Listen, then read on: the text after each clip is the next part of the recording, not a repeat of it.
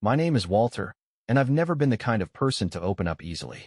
I tend to keep my emotions buried deep, but after everything that's happened, it's become impossible to stay quiet. The memory keeps playing in my mind. Her expression that night, filled with disbelief and shock, etched into my thoughts like a scar. What made it worse was that I couldn't even muster anger anymore. I just felt hollow. Lisa and I had been together for nearly a decade. Our marriage wasn't flawless, but I always believed we shared something genuine, something solid. We had our routines, shared memories, our own little jokes, quiet mornings spent sipping coffee, and a connection I thought was unbreakable. But with the benefit of hindsight, I should have recognized the warning signs. They were always there, just subtle enough to ignore. Lately, she'd been pulling away. It began with small things, missed phone calls, messages left unread. Then came the explanations. Work's overwhelming, she'd tell me. Just going out with the girls, she'd say casually. I wanted to take her word for it. Truly I did. But deep down, I sensed the truth I wasn't ready to admit. Tension had been building between us for weeks. And on the night it all unraveled, that pressure finally broke. She had been uneasy all day, more on edge than usual, glued to her phone like it held the answers to something more important than us. During dinner, she barely touched her meal, distracted and distant, idly pushing the food around her plate. Then, out of nowhere, she dropped the words that changed everything. I'm going out tonight. It wasn't framed as a question. No room for compromise. Just a plain, cold fact. I asked her, "Where are you going?" But in my gut, I already knew. She paused. Not long, but just long enough for me to notice. "A party," she answered eventually. I put down my fork, my appetite gone. "Whose party?" I pressed. She let out a sigh, clearly annoyed. "Does it really matter?" she shot back. That was all I needed to hear. My chest tightened. My fists curled into themselves beneath the table. But I didn't let it show. I kept my voice steady.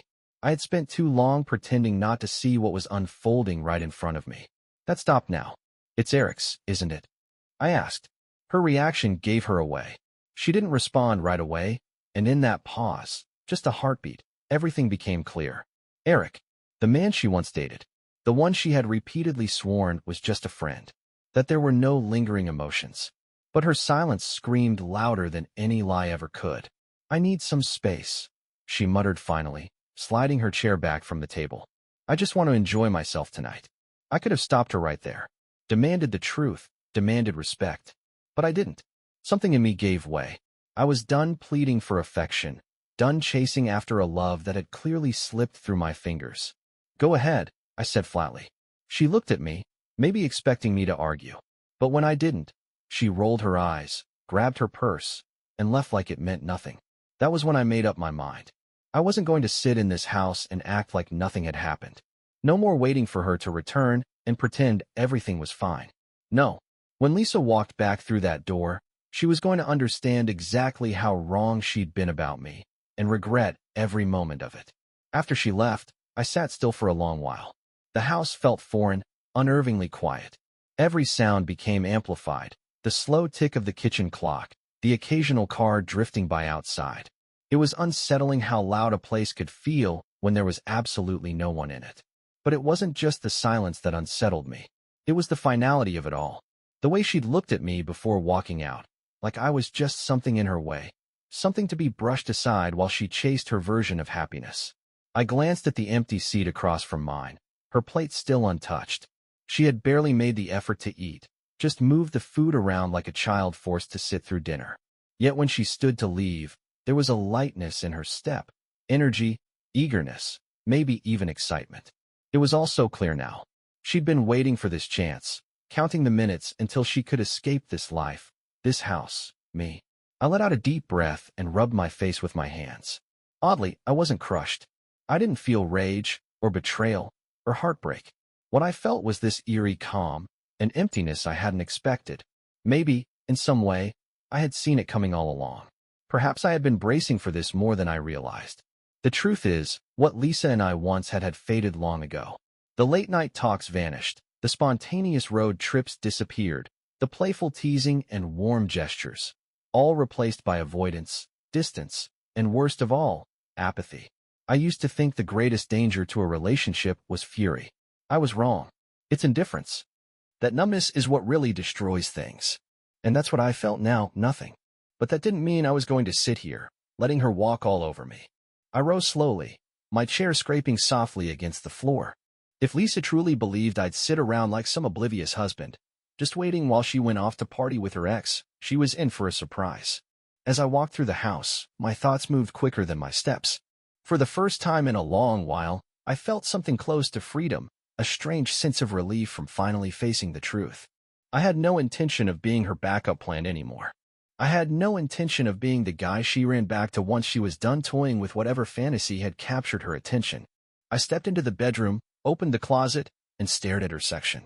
Dresses hung in neat rows, shoes aligned with precision, and jewelry arranged exactly how she liked it. Lisa always had a particular way of keeping her belongings. Everything had its place. Everything was just so. For a moment, I reflected on how different we were. I was content with little, never needing much to feel at peace. But Lisa? She craved more excitement, more affection, more of something I could never quite grasp. Tonight, though, she was getting exactly what she had been chasing. And when she returned, she'd come face to face with the reality of what that meant.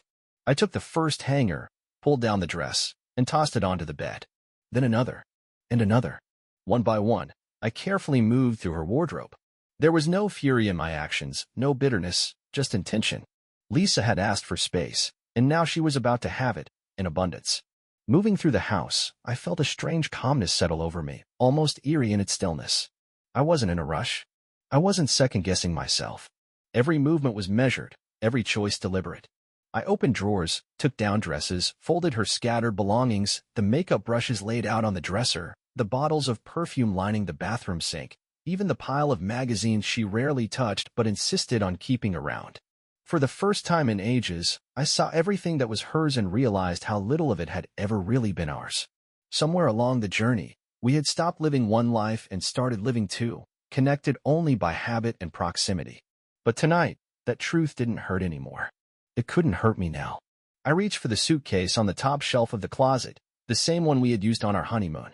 I remembered how she had packed it with joy, eyes sparkling as she talked about all the adventures ahead of us. Did she even remember that? Probably not. The irony cut deep as I unzipped it and began folding her clothes neatly inside. I wasn't doing this out of resentment. No, this was a gift. The gift of release. Of clarity. Of the freedom she had been silently screaming for. A clean break from a marriage she had emotionally checked out of long ago. Room by room, I gathered her things with quiet precision. I had no idea how late she planned on staying at that party or how long she intended to ignore the life she was walking away from. But I was going to make sure everything was ready for her return. I wanted her to see it all, to feel the weight of her choices the second she stepped inside. Her most cherished shoes? Into the suitcase. The necklace I had given her on our anniversary, the one she once called her lucky charm but hadn't touched in over 12 months. Packed. The silky robe she always slipped into after a shower, the one I used to admire on her? Gone. Each item I placed inside that bag felt like a page being turned, like a chapter of my life closing for good.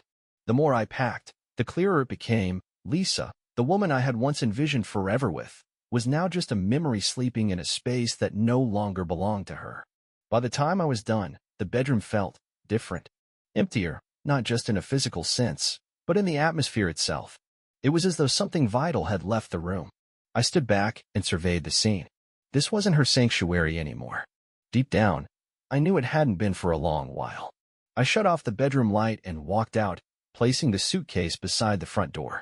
It sat there like a silent declaration, an unspoken truth waiting to be acknowledged. All that remained now was the waiting. And when Lisa finally returned, the game she had been playing would meet its end. The house felt unfamiliar. It wasn't just about Lisa's belongings being gone. It was something deeper, something more permanent. A shift had occurred, one I hadn't expected but could no longer deny.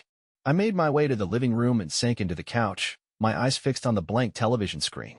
My own reflection stared back at me, eyes tired, shoulders slumped, but I didn't feel shattered. Not anymore. I felt resolved.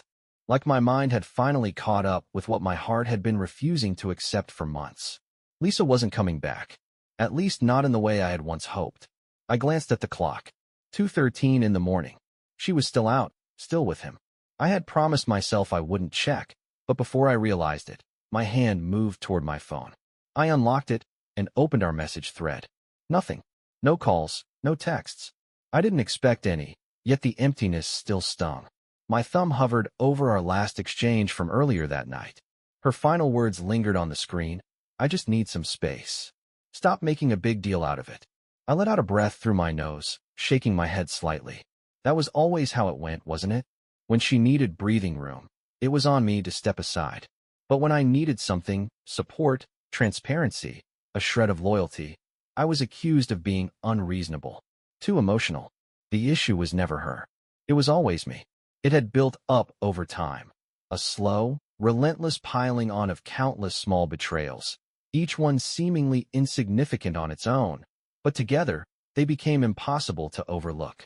There was the way her hand stopped finding mine when we were out together, or how she suddenly began wearing perfume for her nights out with friends, something she had never cared about before. Then came the shift in her demeanor, more defensive, more aloof, and most of all, more absent.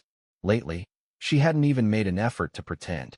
I set my phone down and rubbed my jaw, the silence of the room pressing down on me. The weight of realization had fully settled. There were no more doubts, no more waiting games. When she returned, she would find her suitcase ready and waiting.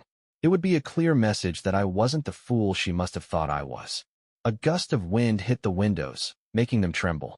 It was a stark reminder that life beyond these walls kept moving, even as my own felt like it was crumbling.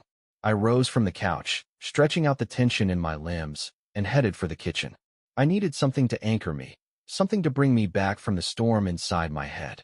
Filling a glass with cold water, I took a long, deliberate sip. The chill in my chest helped me return to the moment. The clock read 3:07 in the morning. Still no sign of Lisa. A part of me couldn't help but wonder if she would even come back. Maybe she had already chosen to stay with Eric, waking up beside him instead of me. Did she even care that I knew? I pushed the thought aside. It didn't matter anymore. What mattered now was what I did from this point forward. I leaned against the kitchen counter and let my eyes drift to the suitcase by the front door. It stood there like a silent statement, the ending to a chapter that could no longer be rewritten. The next time she stepped through that door, it wouldn't be to return home. She would be stepping into the outcome of her own actions. Then came the sharp slam of a car door. The sound sliced through the stillness like a blade. My eyes went to the clock, 3:42. I had been sitting in the same spot for hours, letting the thoughts spin and settle. And now, the moment was here. Footsteps echoed outside, slow and uncertain. She wasn't staggering or laughing. This wasn't the careless return of someone drunk on cocktails and flirtation. This was different. She paused before unlocking the door. That pause told me everything. She knew. The door opened with a quiet creak, and Lisa stepped inside. I didn't say anything. I simply watched. She wore the same dress she had left in, but it had lost its charm. Creased, slightly askew, like it had been worn too long. Her makeup was faded, smudged around the edges, and the boldness she had carried out with her, it was gone. She froze the moment her eyes met the suitcase. Her gaze bounced from it to me, and I saw her fingers tighten around the strap of her purse. Walter! Her voice came out soft and hesitant. I waited, letting the silence grow heavy between us. I wanted her to feel the shift, the gravity of this moment. After a pause, I leaned forward, resting my elbows on my knees. So, did you have a good night? She parted her lips as if to respond, but the words didn't come. Maybe it was the way I looked at her. Or maybe it was the realization sinking in, the suitcase, the stillness of the room. For the first time, maybe she realized she had gone too far. She swallowed, clearly uneasy. It was just a party. I nodded slowly. Just a party. Another pause followed, and then I gestured toward the suitcase. That's for you. Her breath caught. What? What is this? I tilted my head slightly, watching her closely.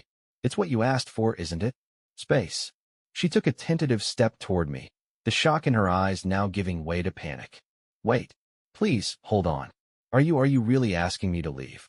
A dry, humorless laugh escaped me. No, Lisa. I'm not doing this. You did. The moment you walked out of here and went to him. Her face turned pale. You don't understand. You didn't even try to pretend, I interrupted. My voice stayed calm, steady. You didn't lie, didn't make up a story. You just left. I leaned back in my chair and let out a breath. That told me everything I needed.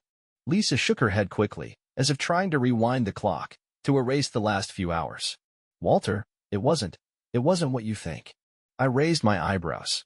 Then what was it? Her mouth opened and closed again. She had no answer. No excuse this time. I got up and stepped toward her, stopping just short of her reach. I loved you, Lisa. I gave you everything I had. And you spent the night with your ex. Though my voice remained even, I saw her flinch at my words, the sting of the truth landing hard. So no, I'm not throwing you out. I'm just finally acknowledging the decision you already made. Her eyes shimmered, regret or guilt, maybe both, dancing behind them. But it was too late for second thoughts. She looked at the suitcase again, her breath catching. I don't have anywhere else to go. I shrugged. That's not something I can fix anymore. A thick silence wrapped around us, tense and suffocating. And then, after a long beat, she gave a small nod. She didn't agree with me, not really. She just realized that I had made up my mind and wasn't going to budge. Without saying another word, she reached out and grabbed the suitcase. Just like that, the life we had spent years building came to an end. I watched as her fingers clenched tightly around the handle, as if she needed to feel the weight of it to convince herself this was really happening. Maybe she thought it was just another argument, another test of limits she believed I'd always accept, knowing I'd be there to patch things up. But this time was different. She didn't walk away right away. Instead, she stood frozen, staring at me like she was silently willing me to take everything back. She waited, hoping I'd break the silence and tell her to stay, to promise that we could work through it like we had before, that somehow we could put the pieces back together. But there was nothing left to repair. The moment she left for that party, she made her decision. Now, she had to live with the consequences. She let out a shaky breath and moved slowly toward the door, one step, then another. But before she could leave, she stopped. "Where am I supposed to go?" she asked, her voice barely audible. I leaned against the wall and crossed my arms over my chest. "That's not my responsibility anymore, Lisa." Her head snapped toward me, her eyes flashing with disbelief and frustration. "You can't just throw me out like this." I gave a quiet laugh. "I'm not throwing you out. I'm letting you go. There's a difference, and you know it." She blinked, like she needed a moment to process those words. "Walter, please. I made a mistake." That made me pause. A mistake. That's how she wanted to frame it now. Just a simple slip-up? I stepped away from the wall and moved closer to her, slowly. "You stayed overnight at your ex's place, Lisa. That's not a slip. That was a deliberate decision." She shook her head fast, her expression laced with panic. "Nothing happened, I swear." I almost laughed again. The nerve. "Nothing happened?" I echoed, tilting my head slightly. "You really think I'm going to buy that?" She faltered, and there it was, that brief, telling pause. It was tiny, barely there, but I caught it. She rushed to fill the silence. "It was just a party," she insisted, stumbling over her words. "I drank too much. I passed out on the couch, that's all. I promise." I didn't say anything. I let the silence grow heavy between us, watched her shift uncomfortably under its weight. She was lying. Maybe not about everything, but definitely about something. And the saddest part? She didn't even bother trying to be convincing anymore. "You know," I said, shaking my head slowly, "if you had come home and told me the truth, if you had been honest about what happened, I might have respected you for it." Her face twisted with emotion. "I'm telling you the truth." I raised an eyebrow. "Are you, though?" She opened her mouth as if to respond, then closed it again. That was all I needed to see. Even after losing me, she was still trying to steer the story, still trying to hold control. But the truth stood between us now, undeniable and impossible to ignore. "You can keep telling yourself whatever you need to," I finally said, taking a step back. "But it doesn't change anything." She let out another shaky breath. "So, this is it?" I nodded slowly. "Yes, Lisa. This is it." She didn't argue. She didn't say another word. She just stared at me, really stared, like she was finally seeing who I had become. Maybe, in a way, she was. Because for the first time in a very long time, I wasn't standing there waiting for her to choose me. I had finally chosen myself. She swallowed hard, picked up her suitcase, and walked out. I didn't stop her. The sound of the door closing echoed through the room like a final sentence at the end of a long, difficult chapter. I stood motionless, staring at the wood grain, hoping for answers it couldn't give. None came. Only the stillness remained, settling over me like a blanket, heavier than I expected. For the first time in years, I was alone in this house. It felt unfamiliar. I had always seen solitude as something to dread, a punishment. But now, standing among the remnants of what used to be love, I understood something. Being alone wasn't the same as being lonely. Lisa had been gone for a long time, long before she physically walked out that door. I took a deep breath and dragged my hand down my face, hoping to stir up some kind of feeling, anger, grief, relief, anything to break through the eerie calm. But the truth was, I had already started grieving this relationship months ago. Tonight was only the final acknowledgement, the moment when everything became real. And yet, some habits were hard to shake. I glanced at my phone without thinking, expecting maybe a last-minute text, a desperate explanation, an apology, one more effort to twist things in her favor. But there was nothing. No messages. No missed calls. Just silence. I didn't know what I had been hoping for. Lisa had made her decision, and I had made mine. I turned from the door and looked around the living room. It had once been ours. Now, it felt like a stranger's space. The framed photos, the cozy blankets, the collection of mismatched coffee mugs, each one felt like a memory from a life that didn't belong to me anymore. Maybe it was time to let those things go, too. I walked over to the bookshelf and reached for the first framed photo my fingers brushed against. It captured a moment from our third anniversary, a mountain getaway, back when laughter came easily and her gaze held admiration, as if I was all she needed. I studied the photo quietly, my fingertips tracing its edges, then turned it face down. One after another, I moved around the room, gently removing traces of her, of us. It wasn't out of resentment or anger, but simply because it was time. This space no longer belonged to us. It was mine now, and it needed to feel that way. When I finished, the room seemed lighter. Not entirely, but enough. Enough for me to draw a full, genuine breath, something I hadn't done in what felt like an eternity. I dropped onto the couch and stared at the ceiling, allowing the exhaustion to settle over me like a blanket. I knew the path forward wouldn't be smooth. There would be nights of uncertainty, of solitude, of questioning every choice I'd made. Still, there was a new sensation quietly blooming beneath all that fear and hope. Lisa had chosen to stay in the past. I was ready to begin shaping my future. Morning light poured through the blinds, painting golden lines across the walls. It was the first sunrise I'd witnessed alone in many years, and for once, I didn't wake up burdened by an invisible weight on my chest.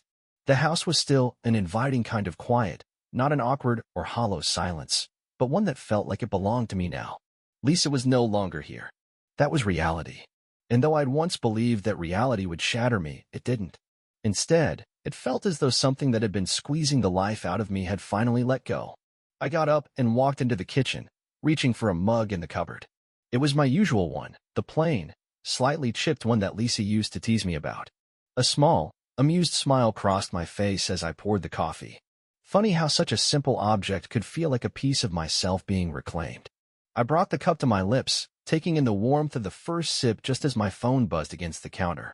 For a brief second, my mind assumed it might be her. But when I looked, the name that flashed across the screen surprised me. Charlie, my oldest friend. His message read, "Hey man, heard about Lisa. Didn't want to intrude, but if you need a break, let's grab a drink tonight." My treat. I stared at the screen, a slow smile tugging at the corners of my mouth. Maybe that was exactly what I needed, a reminder that life still happened beyond Lisa, beyond this house, and beyond the version of myself that had been desperately holding on to what had already fallen apart. I typed a reply quickly. "Sounds good. See you at 7. After placing my phone back on the counter, I caught my reflection in the window. Something about me looked different, not in appearance, but in posture, in presence. I stood a little taller, a little lighter. Lisa had spent her night wrapped in memories. As for me, I was finally stepping into what came next. And for the first time in what felt like forever, I truly believed the best part of my story was still ahead.